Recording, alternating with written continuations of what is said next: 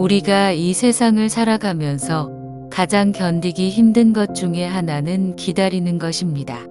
종종 사람들은 기다림에 지쳐서 쉽게 포기합니다.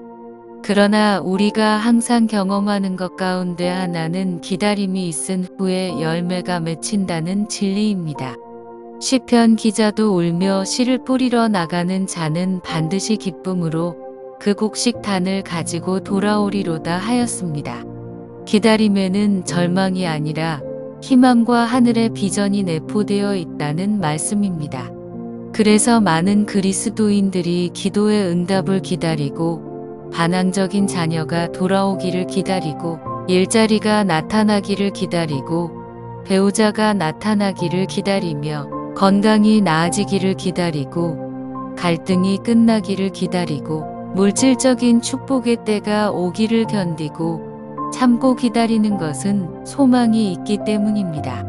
그래서 너희에게 인내가 필요함은 너희가 하나님의 뜻을 행한 후에 약속하신 것을 받기 위함이라 말씀합니다. 그러므로 기다리는 것은 하나님께서 설계하신 여호와 이레의 은혜를 이루는 한 과정인 것입니다. 성경에 나타난 믿음의 영웅들을 보면 한결같이 하나님의 때를 기다린 사람들로 가득 차 있습니다. 다윗은 나라에 수많은 공을 세우고도 사울 왕의 핍박 속에서 하나님의 때를 견디며 기다립니다. 모세는 이스라엘 백성을 가나안 땅으로 인도하기 위해 인생 40년을 광야에서 기다리며 살았고 다시 40년간을 광야에서 백성들과 함께 보냅니다. 욥은 소중히 여기던 모든 것을 잃어버리고도 하나님의 때를 기다리고 엘리사벳과 사가랴는 노년이 될 때까지 기다려 세례 요한을 낳아 예수님의 길을 예비하게 합니다. 뿐만 아니라 하나님도 세상 죄를 대속할 예수 그리스도를 보내기 위해 때가 찰 때까지 수천 년을 기다리셨습니다. 이처럼 우리가 하나님의 주재권에 얼마나 믿음을 가지고 있는지를 확인하기 위해서는 기다림이라는 용광로 속에서 시험을 받게 되는 과정이 필요합니다. 그러므로 우리가 기다림이라는 믿음을 가지기 위해서는 성령님을 통해서 나를 향한 하나님의 언약의 말씀을 붙잡아야 합니다.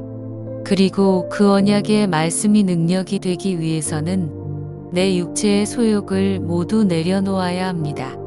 성령께서 성도 안에서 열매로 맺으시는 인내는 단순한 기다림의 힘을 만드시는 것이 아니라 하나님이 행하시는 일이 이루어짐을 믿고 바라게 하는 것입니다. 성령의 열매는 단순한 인격의 변화나 성격의 변화가 아닙니다.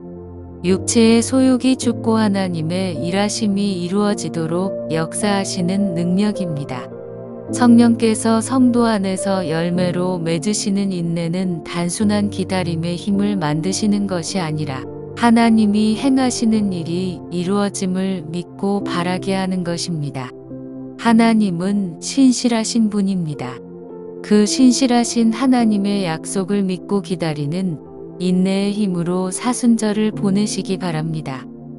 주님, 기다림 속에 하나님의 뜻이 있고 기다림 속에 하나님의 축복이 담겨 있음을 깨달았사오니 성령의 오래 참는 열매를 주시옵소서.